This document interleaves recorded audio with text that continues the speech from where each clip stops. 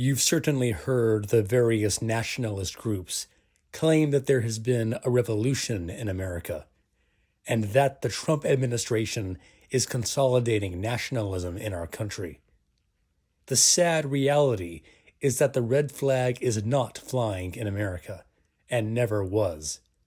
What is happening is the reformation of European democracy and the disarming of the patriot militias in order to construct a regime that cuddles up to imperialism. The revisionism coming out of the GOP has its fans, particularly charlatans on the American right and the international scene who have been working overtime to castigate any anti-revisionist who dares expose what's really going on. The so-called anti-dogmatists are not worth refuting, and their arguments have little substance to criticize in the first place. This is not dogma, but science.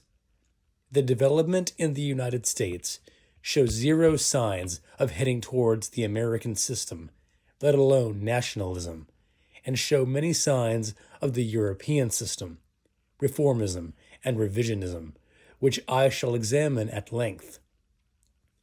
There is no democratic people's dictatorship, and no American system being built in the United States.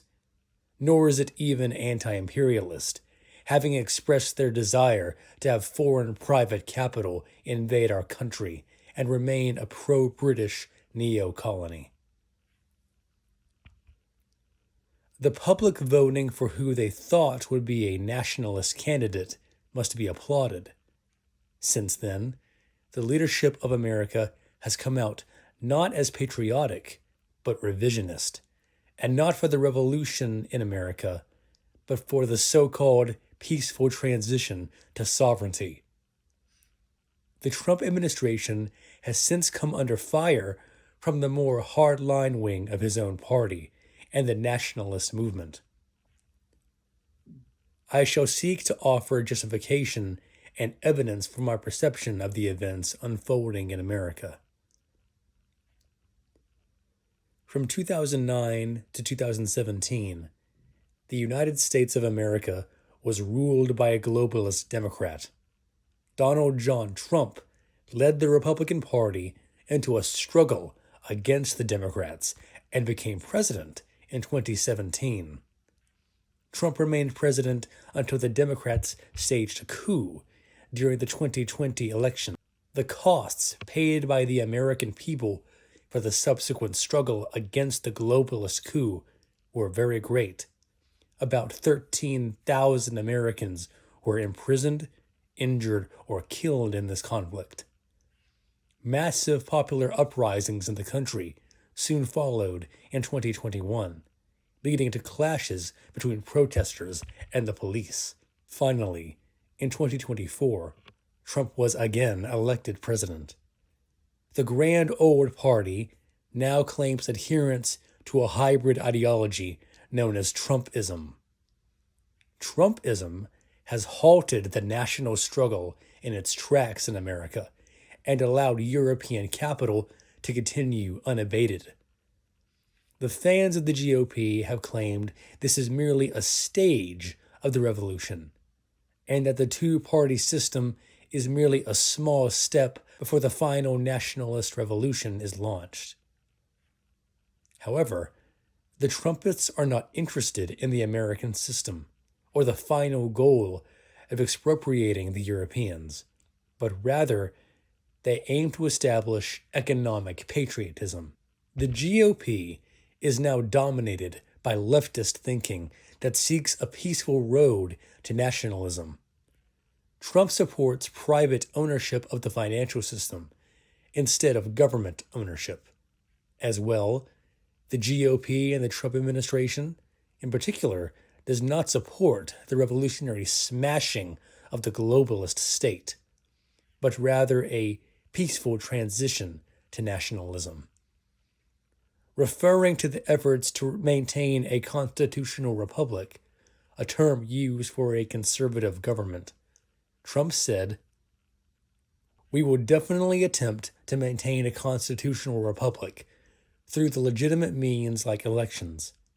He continued on to say that his party had concluded that a country without multi-party competition and political freedoms cannot survive. The Republican Party has clearly not learned anything from the rise of globalism in the USA, nor from Washington and Hamilton's thesis on the government. Despite the lies and distortion of Trump's sycophantic followers, the Republican Party has made it crystal clear from the beginning that the European dictatorship and preservation of globalism and the British system at the expense of people's democratic dictatorship is their true agenda. He who says that the people must support the Trump administration in the interests of the struggle against Democrat reaction is a traitor to the people, a traitor to the cause of the people, to the cause of peace and freedom. For actually, precisely, the Trump administration is already bound hand and foot by imperialist capital, by the imperialist policy. For the only guarantee of freedom and of the complete destruction of the Democratic Party lies in arming the people, in strengthening, extending, and developing the role, significance, and power of the United States Congress. All the rest is mere phrase-mongering and lies, self-deception on the part of the politicians of the liberal and radical camp, fraudulent trickery. To justify a collaborationist and European stance, the Republican Party claims the mantle of Washington, but doesn't raise its revolutionary flag. On the contrary, Trump and his clique make Washington into a common liberal by saying if Washington were alive today, he would be disgusted by how powerful the government is. This assertion, of course, is patently ridiculous for everyone who has read Washington's writings on government power. Washington fully supported a powerful central government and was willing to use force to deprive the enemies of America from having influence in our society. His fault was that he viewed the latter as only being necessary in emergencies, failing to understand that Europe will never stop in its desire to destroy America, especially from within. The democratic people's dictatorship can be complete only when it is led by a party, the party of the nationalists, which does not and should not share the leadership with other parties. There is no halfway or hybrid state possible. A state is either nationalist or globalist, either under the rule of the people or the rule of the Europeans. The emancipation of our oppressed people is impossible without the destruction of the apparatus of state power which was created by the European imperialists. Both of these basic tenets of nationalism have continuously been denied by the Republican Party. The Trump administration has lately been seeking favor with the European imperialists, the Chinese imperialists, and the reactionary Mexican Republic. This stems from their revisionist, anti-nationalist theories. They support the Jeffersonist view that America must be an empire of liberty and use force to spread freedom to the world. This, of course, only ever results in the United States being dragged into endless wars that only ever benefit foreign countries and not our own. See World War I, World War II, the Vietnam War, the Bosnian War, the Gulf Wars, etc. Permanent revolution is irrelevant to today's world. Jefferson's theory is absolutist in that it is either permanent revolution or no revolution. However, Washington and Lincoln proved the case that the American system in one country is possible while maintaining that it is not the final victory of humanism. Leading U.S. protectionists stated time and time again that their aim was to enable the United States to become strong enough to rid the world of the odious British system once and for all. During the early part of the Lincoln administration, U.S. exported to Russia both the blueprints and the technicians for construction of American ironclad ships, which provided basis for the modernization of the Russian Navy and the brute force development of Russia's iron industry. It was Henry Carey who, by stating the Tribune's editorial policy, was responsible in 1856 for U.S. diplomatic support of Russia against England during the Crimean War. Jefferson and Jefferson's ideas are not relevant to today's world, and certainly not to America. Jefferson was an opponent of a powerful military, which has been the main vehicle of the armed struggle in the world, and America in particular. Jeffersonism is also not significant anywhere, and especially not among the most oppressed sectors of the world. Trump is trying to resurrect ideas that are complete failures at initiating any insurrectionary tactics. Trump is quoted as not believing in the centralization of the financial system, which leaves me to ponder how the GOP would create the American system by leaving European control intact. The throwing out of Washington's economic policy as a model and the leadership and theories of Abraham Lincoln as one of the classics of Hamiltonism does not stop there. Trump once said about his own party's ideology, "From Washington to Lincoln, from Jefferson to King, America has been home to some of the most incredible people who have ever lived." Through the Republican Party, the legacy of 1776 will never be erased. Our heroes will never be forgotten. Our youth will be taught to love America with all of their heart and all of their soul.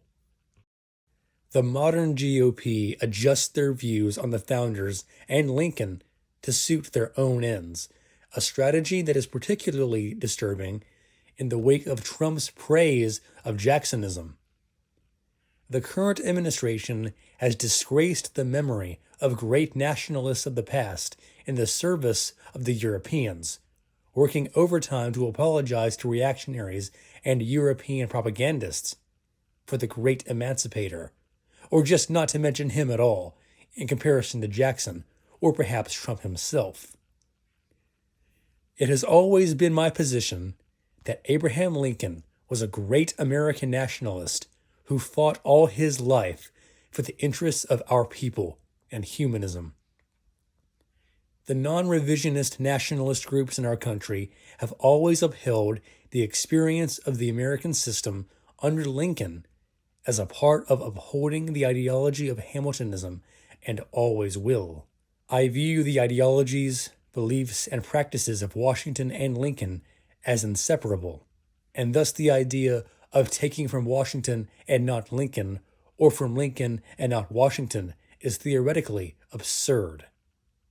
Though it was said that the sun never set on the British Empire, the sun is now beginning to set on Trump's economic experiment, which was supposed to turn the United States into a manufacturing superpower once again, leading the world in technology, weaponry, and computer power.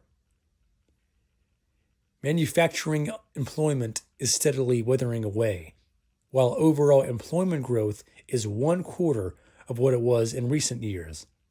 Housing and healthcare are unaffordable for tens of millions of American households. Tariff revenue has peaked at much lower levels than expected by the administration. Inflation is on the rebound. China leads in many, if not most, areas of technological advance, and interest rates for mortgages and business and auto loans have resisted attempts to lower them because of immense bubbles of unpayable debt in the stock markets, and more importantly, in the treasury market. Another global financial crisis originating in the American economy can be foreseen. The U.S. federal debt, soon to cross $39 trillion is now being played by Treasury Secretary Scott Bessent, like the hedge fund speculator he is, trying without success to lower the interest burden on that debt, which is now over $1 trillion a year in the $7 trillion U.S. budget. Hedge funds now have 27% of U.S. Treasury holdings. Foreign holders who had 50% in 2015 hold only 30% now. There is roughly $4 trillion every day in Treasury repurchase agreement, or repo, financing for derivative speculations. The federal debt is in dire need of the stunning reorganization presented to Congress in 1791 by Treasury Secretary Alexander Hamilton, which transformed that debt into a national bank of credit for infrastructure and manufacturers. The same can and should be done today. The Second American Revolution requires a party led by the science of Hamiltonism, a party that stands for carrying out the national struggle to the end. As of right now, the Republicans, under the leadership of Trump, are the puppets of reaction and imperialism. If a party like the GOP is unable to correct its revisionism, it will not be able to lead to a nationalist society. As I have said before, in terms of building a nationalist society, only the revolutionary science of Washington and Hamilton has been successful.